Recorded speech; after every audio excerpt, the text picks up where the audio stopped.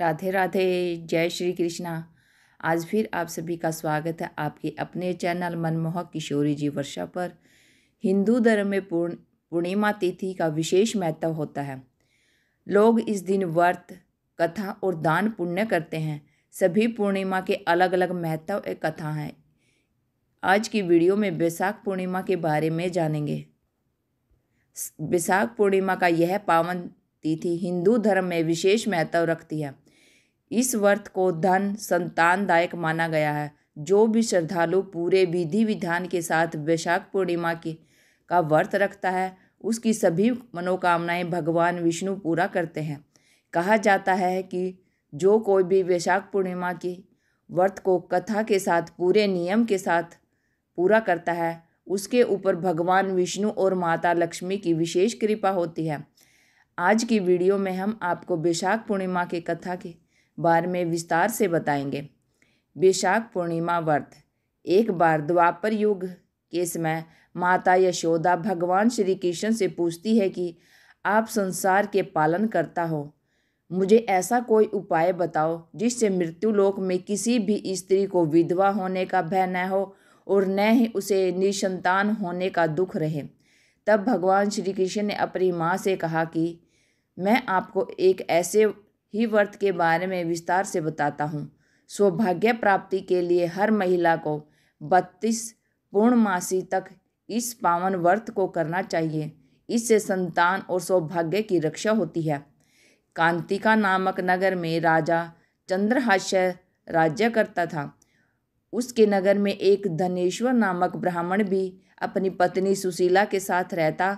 उसके घर में किसी प्रकार के धन संपत्ति की कोई कमी नहीं थी, लेकिन ब्राह्मण की कोई संतान न थी, जिसके कारण दोनों पति पत्नी बहुत दुखी रहते थे।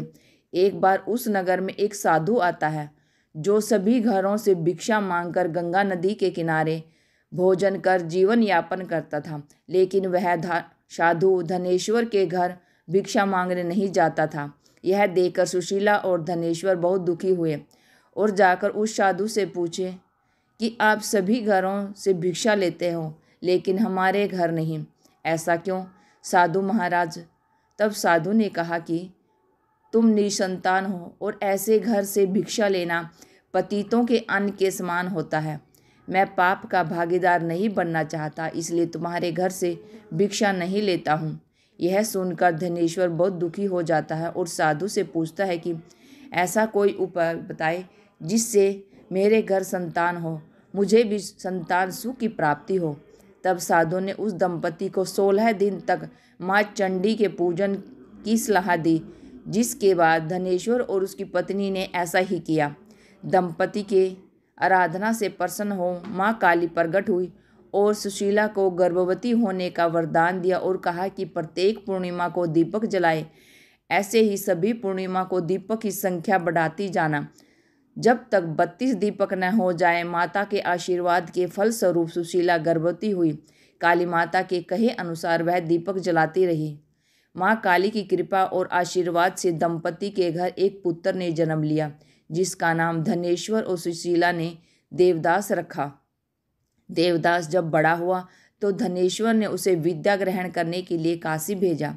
काशी में देवदास के साथ एक अजीब दुर्घटना घटी, जिसके कारण धोखे से देवदास का विवाह हो गया।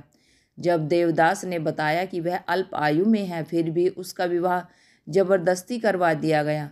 कुछ समय बाद जब काल देवदास के प्राण लेने आया तो काल देवदास का प्राण नहीं ले पाया। तब काल ने यमराज से कहा कि वह देवदास के प्राण लेने में असमर्थ है, जिसके पश्चात यमराज ने इसके पीछे का कारण जानने के लिए भगवान शिव और माता पार्वती के पास गया।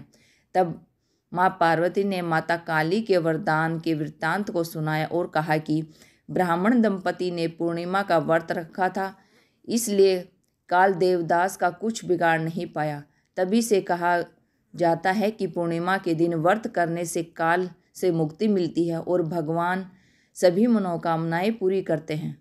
बैसाख पूर्णिमा की यह कहानी आपको कैसी लगी, कमेंट कर हमें ज़रूर बताएं। अगर आपको यह वीडियो पसंद आई है तो इसे लाइक और शेयर ज़रूर करें। ऐसी ही धार्मिक वीडियो को देखने के लिए हमसे जुड़े रहें। Thank you for watching my video. जय हिंद, जय भारत, जय श्री राम।